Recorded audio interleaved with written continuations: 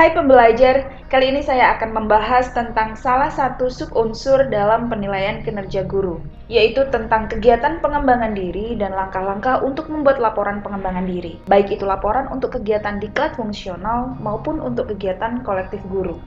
Pengembangan diri ini merupakan subunsur dari pengembangan keprofesian berkelanjutan dalam profesi guru, untuk memenuhi angka kredit yang dipersyaratkan untuk kenaikan jabatan fungsional guru. Pembahasan akan dibagi menjadi beberapa bagian yang terdiri dari jenis-jenis pengembangan diri, penetapan angka kredit dan durasi pengembangan diri, teknik persiapan pengembangan diri serta format, dan contoh laporan pengembangan diri. Merujuk pada tata cara penilaian angka kredit guru, tentang jabatan fungsional guru dan angka kreditnya, unsur kegiatan guru yang dinilai angka kreditnya adalah pendidikan, pembelajaran atau bimbingan dan tugas tertentu, pengembangan keprofesian berkelanjutan, serta penunjang tugas guru. Fokus kita kali ini pada unsur ketiga, yaitu pengembangan keprofesian berkelanjutan, khususnya pada subunsur pengembangan diri yang terdiri dari mengikuti diklat fungsional dan melaksanakan kegiatan kolektif guru yang bertujuan untuk meningkatkan kompetensi dan keprofesian guru. Diklat fungsional adalah upaya peningkatan kompetensi guru atau pemantapan wawasan, pengetahuan, sikap, nilai, dan keterampilan yang sesuai dengan profesi guru yang bermanfaat dalam pelaksanaan tugas guru melalui lembaga yang memiliki izin penyelenggaraan dari instansi yang berwenang. Guru dapat mengikuti kegiatan diklat fungsional atas dasar penugasan baik dari kepala sekolah maupun atas kehendak sendiri setelah mendapat izin dari atasan langsung. Kegiatan dapat berupa kursus, pelatihan, penataran dengan durasi minimal 30 jam yang diselenggarakan oleh Kementerian Pendidikan dan Kebudayaan atau pemerintah daerah pada lembaga diklat yang ditunjuk seperti P4TK, LPMP, LPPKS, Badan Diklat Daerah, lembaga diklat yang diselenggarakan oleh masyarakat, termasuk perguruan tinggi yang mendapat izin operasional dari pemerintah atau pemerintah daerah.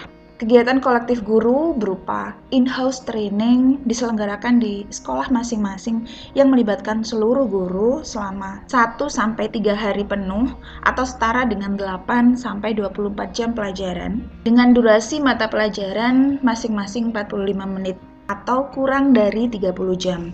Beberapa contoh materi yang dapat dikembangkan dalam kegiatan pengembangan diri, baik dalam diklat fungsional maupun kegiatan kolektif guru antara lain, peningkatan kompetensi pedagogis dan profesional dalam rangka kegiatan guru, penyusunan kurikulum, RPP, dan bahan ajar, penyusunan program kerja atau perencanaan pendidikan, pengembangan metodologi mengajar, penilaian proses dan hasil pembelajaran peserta didik, penggunaan dan pengembangan teknologi informasi dalam pembelajaran, inovasi proses pembelajaran, peningkatan kompetensi profesional, penulisan publikasi ilmiah, pengembangan karya inovatif, kemampuan untuk mempresentasikan hasil karya, dan peningkatan kompetensi lain yang terkait dengan pelaksanaan tugas tambahan atau tugas lain yang relevan dengan fungsi sekolah. Penetapan angka kredit dan durasi pengembangan diri untuk diklat fungsional berdasarkan buku 4 bisa dilihat dalam tabel. Ketentuan tentang rentang durasi diklat fungsional adalah 30 sampai dengan 80 jam maka angka kreditnya 1. Dilanjutkan dengan rentang durasi 81 sampai dengan 180 jam mendapatkan angka kredit 2. Rentang diklat berdurasi 181 sampai dengan 480 mendapatkan angka kredit 3. Rentang 481 sampai dengan 640 mendapatkan angka kredit 6. Rentang durasi diklat 641 sampai dengan 960 mendapatkan angka kredit 9 dan lebih dari 960 jam mendapatkan angka kredit 15. Sedangkan untuk kegiatan kolektif guru mempunyai ketentuan berbeda yang juga diatur dalam buku 4. Untuk kegiatan lokakarya atau kegiatan bersama seperti kelompok atau musyawarah kerja guru untuk penyusunan perangkat kurikulum mendapatkan angka kredit 0,15. Kegiatan ilmiah seperti seminar, kolokium, diskusi panel atau bentuk pertemuan ilmiah yang lain seperti menjadi pembahas atau pemakalah, maka angka kredit yang didapatkan adalah 0,2. Sedangkan apabila menjadi peserta, maka angka kredit yang diperoleh adalah 0,1. Kegiatan kolektif lainnya yang sesuai dengan tugas dan kewajiban guru termasuk in-house training yang jumlahnya kurang dari 30 jam, maka mendapatkan angka kredit 0,15. Nah, seberapa banyak laporan pengembangan diri yang harus diikuti oleh ASN hendaknya mengacu pada jumlah angka kredit yang dipersyaratkan pada masing-masing jabatan. Misal di sini terlihat bahwa untuk guru muda golongan ruang 3C, jika ingin naik pangkat ke guru muda golongan ruang 3D, maka jumlah akumulatif dari subunsur pengembangan diri yang diperlukan adalah 3.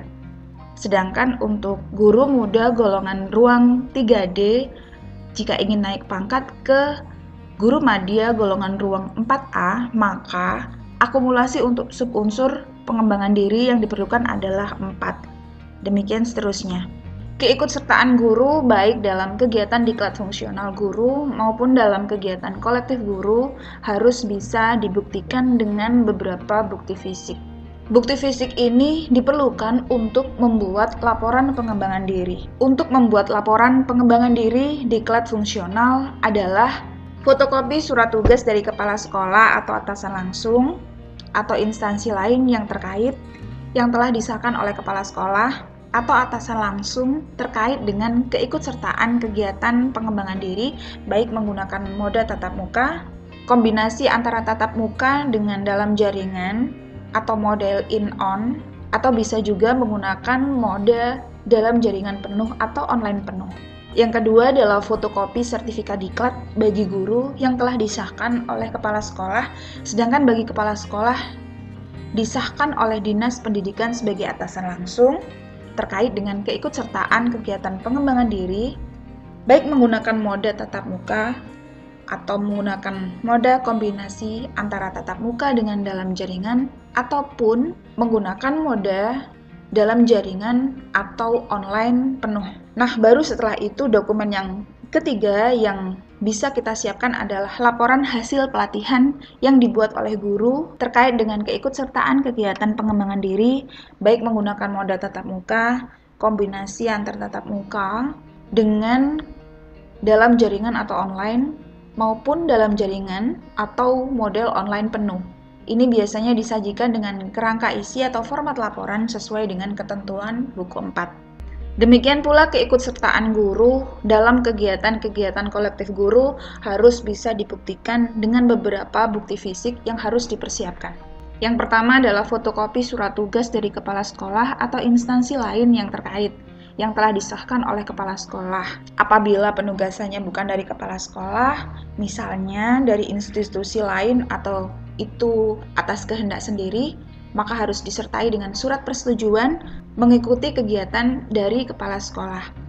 Kemudian yang ketiga adalah laporan untuk setiap kegiatan yang diikuti yang dibuat oleh guru yang bersangkutan dan ini disajikan dengan kerangka isi atau format yang sesuai dengan buku 4.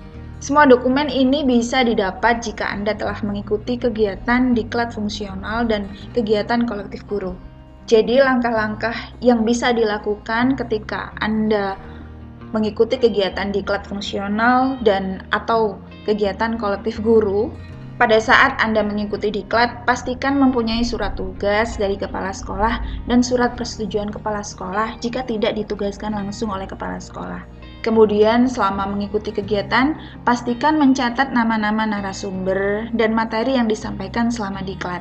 Ini bisa juga didapatkan dari panduan teknis diklat atau kegiatan kolektif guru jika penyelenggara menyediakan ini. Kemudian kumpulkan semua bukti menjadi satu folder dan diberi judul sesuai dengan nama kegiatan yang telah diikuti.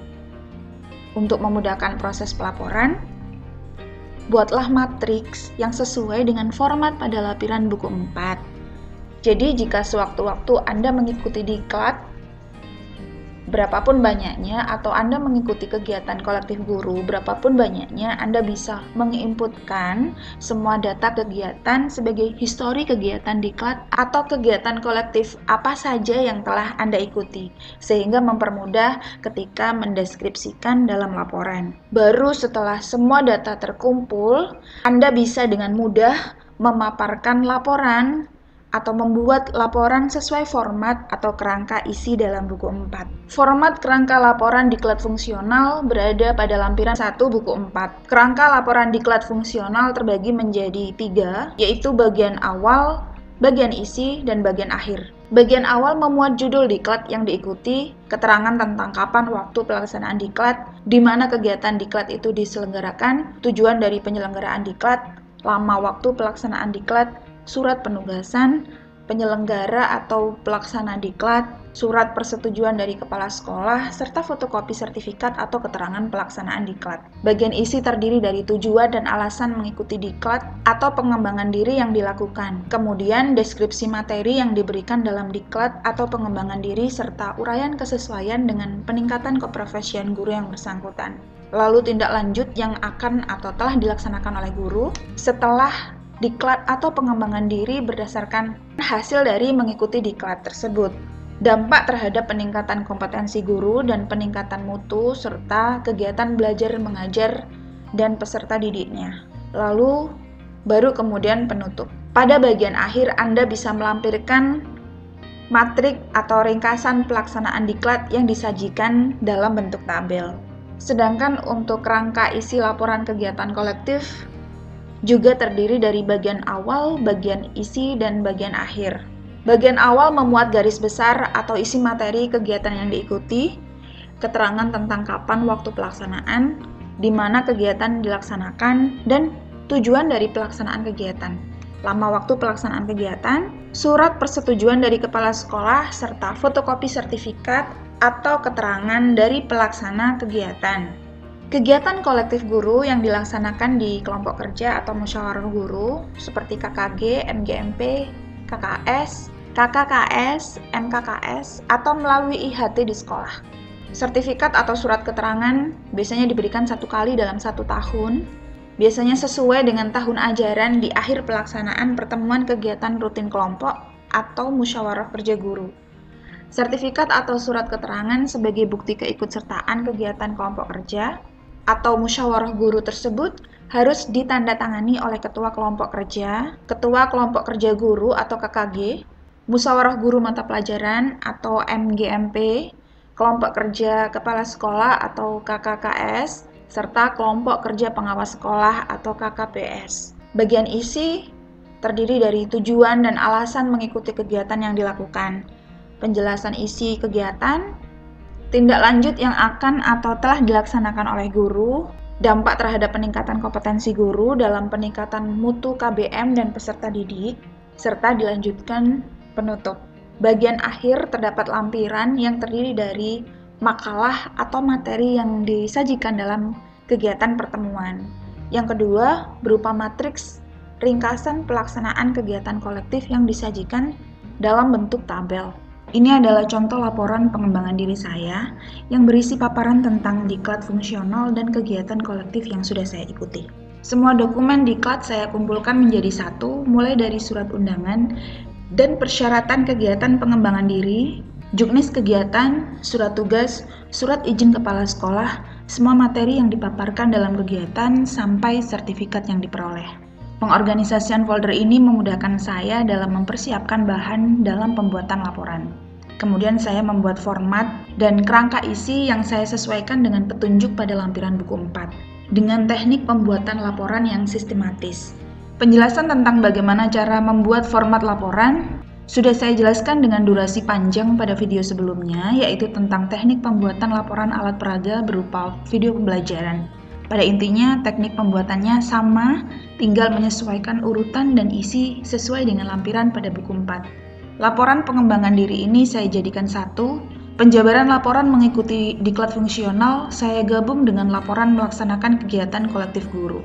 Kemudian selanjutnya adalah identitas pembuat laporan, buatlah selengkap mungkin. Lembar pengesahan saya buat dalam format tabel untuk menunjukkan semua judul pengembangan diri, peranan dalam kegiatan, serta tanggal pelaksanaan kegiatan yang telah saya ikuti, agar kepala sekolah dan koordinator PKB mempunyai gambaran keseluruhan laporan, sebagai pertimbangan untuk pengesahan laporan tanpa harus membaca secara keseluruhan. Kata pengantar dibuat minimal 3 alinea yang berisi prakata untuk pembaca. Berikan penjelasan singkat tentang isi laporan agar pembaca merasa tertarik untuk melanjutkan melihat bab demi bab dalam laporan. Cara membuat daftar isi dan pengaturan kertas serta membuat nomor halaman secara otomatis sudah dijelaskan pada video laporan alat peraga video pembelajaran. Anda bisa mengikuti step by step agar lebih cepat dan mudah membuat format laporan. Bab 1 berisi pendahuluan yang terdiri dari latar belakang, tujuan, dan manfaat dari pembuatan laporan. Kemudian bab 2 khusus membahas tentang semua kegiatan diklat fungsional yang telah diikuti, masing-masing diurutkan dengan ketentuan pada buku 4. Informasi tentang judul diklat, waktu pelaksanaan, tempat penyelenggaraan, tujuan diklat, lama waktu pelaksanaan diklat atau penyelenggara pelaksana diklat bisa diperoleh dari juknis diklat yang diperoleh pada waktu diklat. Jika tidak ada, bisa diperoleh dari sertifikat diklat, dan tujuan diklat disesuaikan dengan materi diklat. Surat penugasan dan jika diperlukan persetujuan kepala sekolah, saya tulis terlampir sehingga informasinya nanti bisa diperoleh pada lampiran. Kemudian selanjutnya adalah bagian isi diklat. Di sini terdapat tujuan dan alasan pribadi saya mengikuti diklat ini. Kalau tujuan diklat pada bagian awal tadi menyebutkan tujuan diadakannya diklat, di sini lebih kepada tujuan dan alasan pribadi saya untuk mengikuti diklat ini. Kemudian saya jabarkan tentang deskripsi materi. Ini penjabaran singkat, namun jangan hanya memberikan judul materi diklat yang biasanya terdapat pada sertifikat diklat saja. Berikanlah penjelasan pada masing-masing materi, garis besarnya saja, sehingga pembaca laporan bisa mendapatkan gambaran singkat materi yang kita peroleh pada waktu diklat. Kemudian jelaskan tindak lanjut yang telah dilakukan atau dilakukan setelah mengikuti diklat. Ini biasanya berisi pengimplementasian pengetahuan yang kita peroleh dalam diklat untuk dipraktekkan pada proses pembelajaran. Sehingga kita bisa menjelaskan dampak pada peningkatan kompetensi guru, dampak pada kegiatan belajar mengajar, serta dampak pada peserta didik. Tuliskan berdasarkan keadaan yang sebenar-benarnya. Kemudian diikuti dengan pembahasan diklat-diklat fungsional lain yang telah kita ikuti. Di sini saya menjelaskan sebanyak 13 diklat fungsional yang telah saya ikuti selama periode penilaian yang saya ajukan untuk penetapan angka kredit. Bab 3 berisi tentang kegiatan kolektif yang saya ikuti. Jika diklat fungsional kita bisa memperbanyak diklat karena dalam 1 tahun terdapat banyak sekali diklat yang bisa diikuti. Namun untuk kegiatan kolektif guru ini biasanya diadakan setahun sekali. Jadi di sini mulai dari akhir 2019 sampai 2021 ini saya hanya mempunyai 2 kegiatan kolektif. Kegiatan kolektif yang saya ikuti diselenggarakan di sekolah, yaitu in-house training. Kebetulan saya mendapatkan kesempatan untuk menjadi narasumber atau pemateri, bergantian untuk beberapa materi dengan durasi yang telah ditentukan, bergantian dengan pemateri yang lain. Urutan bagian laporan sesuaikan dengan kerangka isi pada buku 4. Yang pertama nama atau judul kegiatan kolektif, kemudian garis besar materi yang disampaikan, waktu pelaksanaan, tempat kegiatan kolektif, tujuan kegiatan kolektif, lama waktu pelaksanaan. Ini bisa dilihat dari juknis kegiatan kolektif yang kita dapatkan pada waktu kegiatan dilaksanakan atau dari dokumen-dokumen lain yang kita kumpulkan. Surat penugasan serta persetujuan kepala sekolah, fotokopi sertifikat saya satukan pada lampiran. Kemudian isi kegiatan kolektif ini saya ceritakan tentang proses penyelenggaraan kegiatan, yaitu bahwa kegiatan diadakan dengan model in-service training untuk penyampaian materi yang sudah saya siapkan, kemudian dilanjutkan dengan kegiatan model on-service training dengan kegiatan penugasan oleh peserta. Kemudian saya jabarkan tindak lanjut kegiatan. Kemudian juga saya jelaskan dampak untuk peningkatan kompetensi guru, kegiatan belajar mengajar, dan dampak bagi peserta didik. Pada bagian isi ini juga dijelaskan tentang makalah atau materi pada kegiatan kolektif, namun makalah ini saya kumpulkan pada bagian akhir untuk dilampirkan. Nah, kemudian dilanjutkan dengan penjelasan laporan kegiatan kolektif lainnya. Bab 4 berisi penutup dengan memberikan penjelasan tentang kesimpulan dari pembuatan laporan. Lalu pada bagian akhir dilampirkan matriks pengembangan diri, baik itu matriks untuk pengembangan diri di cloud fungsional maupun pengembangan diri untuk kegiatan kolektif.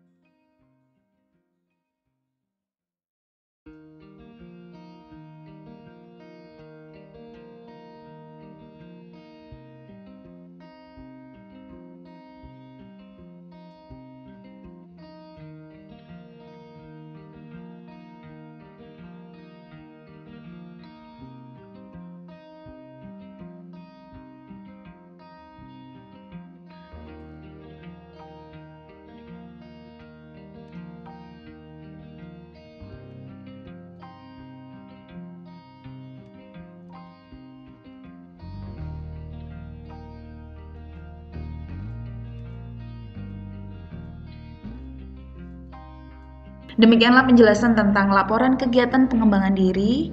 Lakukanlah pengembangan diri terus-menerus, karena itu akan melekat pada diri kita sebagai ilmu yang akan menentukan kualitas kebijaksanaan kita dalam menghadapi setiap masalah dan memutuskan sesuatu. Selamat membuat laporan pengembangan diri, semoga sukses.